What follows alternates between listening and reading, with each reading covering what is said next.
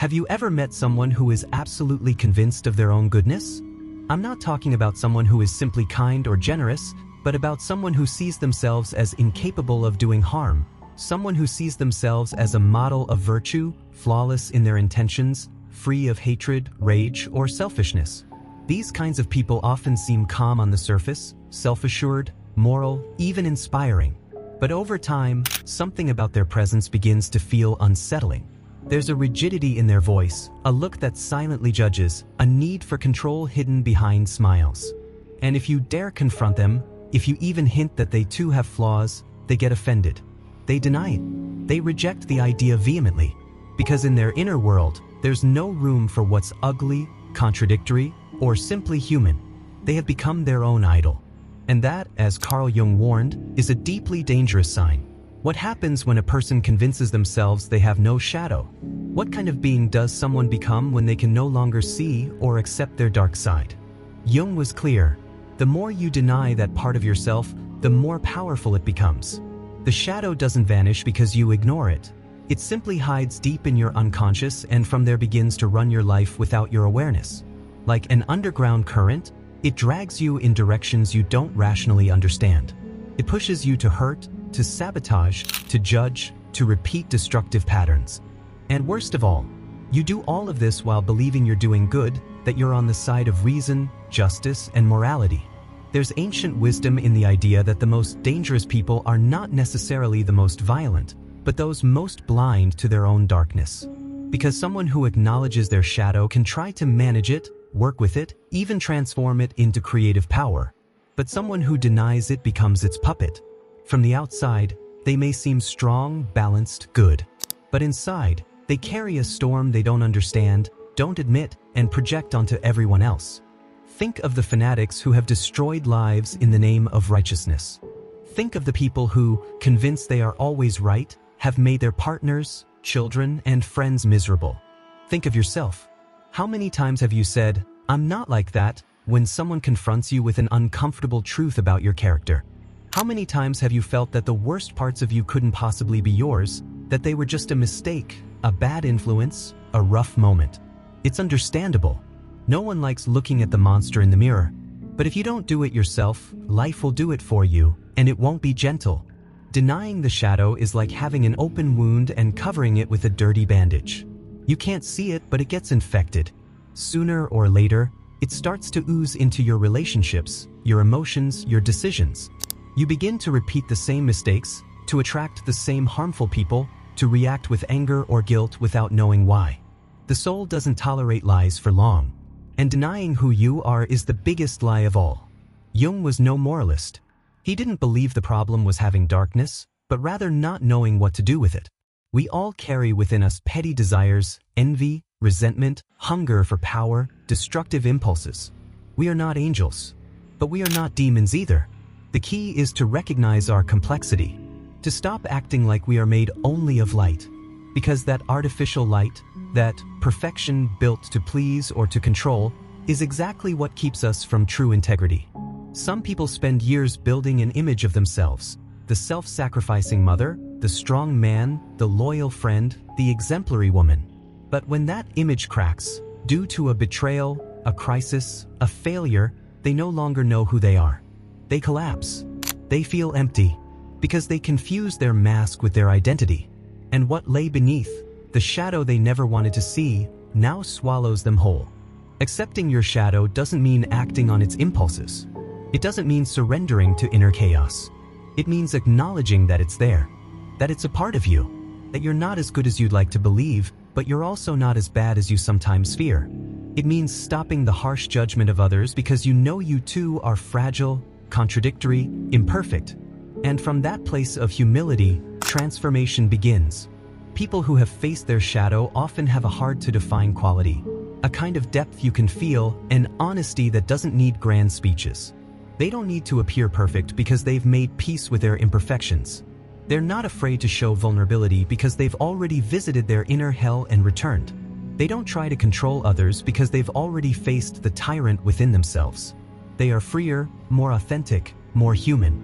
The real danger doesn't lie in our dark emotions but in our inability to see them, name them, integrate them. And sadly, society doesn't help. From childhood we're taught to be good, to smile, to obey, to hide our anger, to swallow our fear. Image is rewarded, not authenticity. Compliance is celebrated, not the courage to be yourself. And so we shape generations of people disconnected from their inner world, full of masks, enslaved by an ideal they can never reach. The shadow is not your enemy. It's your other half. And until you recognize it, you'll be living only half a life. You'll chase happiness and never find it. You'll seek healthy relationships and repeat old wounds. You'll ask for love but won't know how to receive it. Because you can't love deeply if you don't love yourself wholly. And you can't truly love yourself while rejecting parts of who you are. So the next time you catch yourself saying, "I would never do that," pause. Ask yourself if you really believe it. Or if, somewhere deep inside you, there's a voice, a gesture, an impulse that would do it. Not to justify it, but to understand it. Because understanding is the first step toward transformation. And real transformation, the kind that changes lives, begins the moment we stop running from our shadow and start walking with it.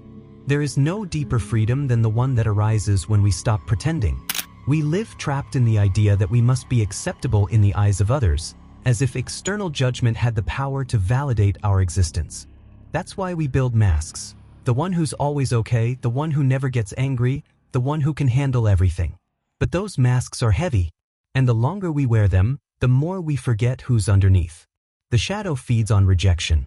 Every emotion we deny, every impulse we hide out of shame or fear, turns into repressed energy. It doesn't disappear.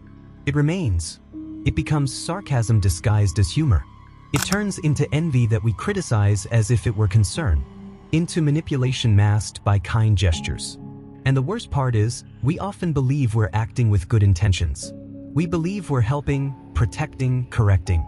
But deep down, we're trying to control, punish, or simply prove that we are better than others. The shadow operates in the unconscious, and its favorite trick is making us believe it isn't there. That's the real tragedy, not seeing the damage we cause because we're convinced we're incapable of causing harm. It's the father who becomes authoritarian and says it's out of love. The mother who smothers with protection and convinces herself it's for the good of her children. The leader who imposes and dominates in the name of an ideal. When we don't recognize our shadow, we begin to project it. And we see in others what we cannot tolerate in ourselves. The selfish person will always accuse others of selfishness. The envious one will see envy in everyone around them. The aggressive one will be outraged by the aggression of others. What bothers you most in others is often a reflection of what you refuse to see in yourself. Jung knew this well. The greatest act of courage isn't facing the world, but looking within without looking away. To recognize that we can hate, desire revenge, manipulate, lie. And that these impulses, even if they don't define us, are real. Not accepting them doesn't make them go away. It only makes them stronger. The more you deny your shadow, the more power you give it. But acceptance is not surrender. It's not about justifying our wrongdoings. It's about bringing into the light what we've kept in the dark, and from there beginning to transform it. If you hide your rage, it will control you. If you recognize it, you can channel it into action, change, truth. If you hide your sadness, it will bury itself in your body, your gestures, your relationships. But if you face it, maybe it will start speaking to you. Maybe it will reveal what you truly need. Most of our most important decisions, who we love, who we argue with, why we overwork, why we self-sabotage, aren't rational. They're driven by that unconscious part we ignore, by that shadow we carry unknowingly. It's no wonder we repeat toxic relationships, end up in the same places, with the same emptiness. Some patterns aren't broken through willpower, but through awareness. And that awareness can only be reached through brutal honesty with oneself. It's uncomfortable. It's painful. But it's necessary. Because those who don't know themselves repeat. Those who don't accept themselves hide. And those who hide live divided. There's a kind of exhaustion that doesn't come from the body but from the soul. That weariness we feel from trying to sustain a version of ourselves that isn't real. From having to constantly prove that we're good, that we've got everything under control, that we don't need help. But we didn't come into this world to be perfect. We came to be whole. And there is no wholeness without shadow. Life's great wounds force us to look inward. a betrayal, a loss, a failure. In those moments, the masks fall. The facade collapses. And if we've lived disconnected from our shadow, the pain crushes us, leaves us ungrounded. But if we've explored it even a little, we find within it an unexpected strength. Because our power also lives in the shadow. It's not only the bad that we store in that forgotten place. We also repress creativity, intuition, desire, passion. Everything that was once unacceptable to those we loved, everything that didn't fit into the image we tried to build. The shadow isn't just darkness, it's dormant potential. And those who integrate it become freer, more alive, more real. That's why those who have made peace with their shadow rarely judge others harshly. They no longer need to feel superior. They no longer need to always be right.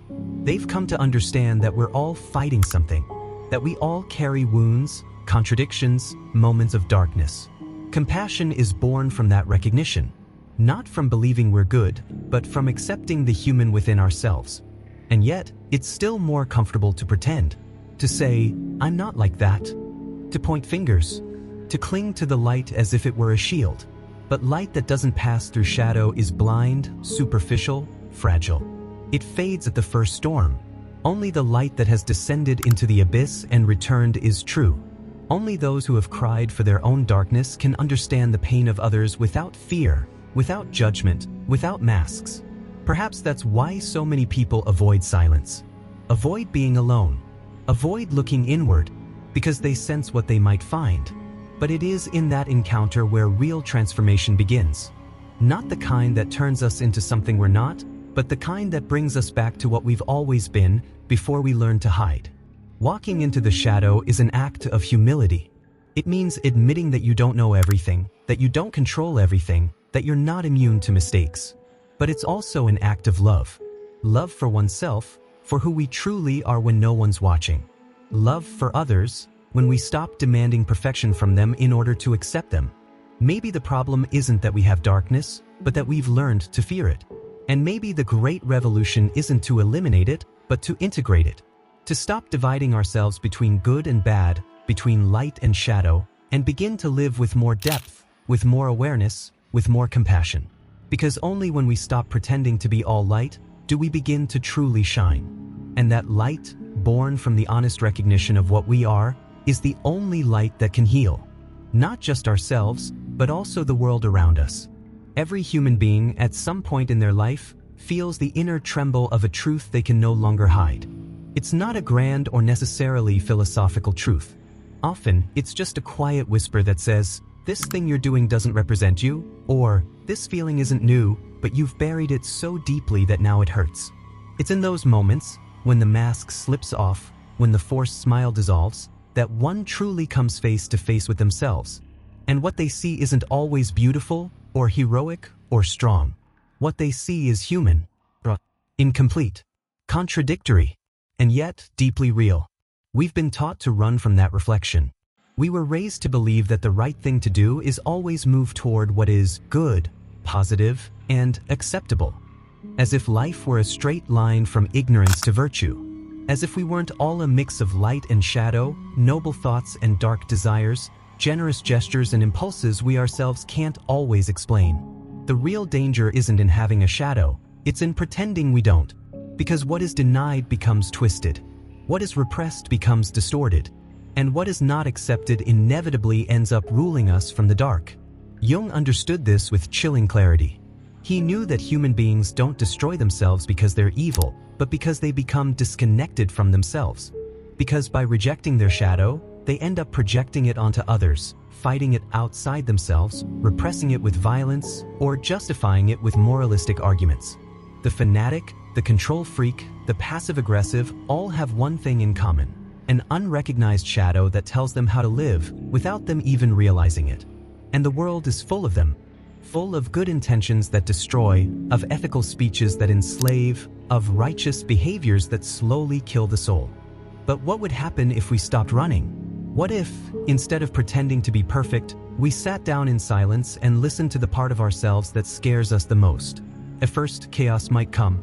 Guilt would surface, along with fear, unexpressed rage, desires we thought were inappropriate, childhood wounds that still ache. and it might all feel unbearable. But then, with time and enough honesty, something else would emerge: understanding. And beyond that understanding, peace. A different kind of peace, not the kind that comes from avoiding conflict, but the kind born from reconciling with everything we are, with what we've been, and with what we still can become. There's a quiet strength in someone who has embraced their shadow. That person no longer needs to prove anything. They don't need to convince anyone. They no longer act compulsively or live trapped in the gaze of others. Their freedom is not arrogant, it's humble.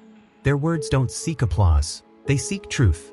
Their love is not dependency, it's a choice. And their mistakes no longer crush them, because they understand that mistakes are part of the journey, part of the inner work that never ends. That person isn't perfect, nor do they try to be. But they aren't inconsistent either. They don't aim to be good, they aim to be whole. Because they've realized that the greatest good they can do for the world is to stop dividing themselves inside, to stop being two, one part shown, the other hidden.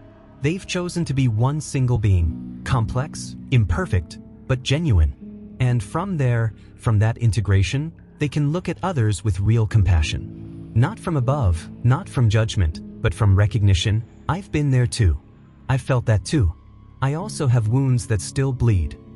That is the voice that heals. That is the presence that transforms. We live in times of accelerated superficiality. Social media teaches us to always show our best face. Success is measured in likes, happiness in filters. And the shadow gets hidden. But what's repressed, denied, and dressed up as positivity doesn't disappear. It seeps into our relationships, our decisions, our mental health.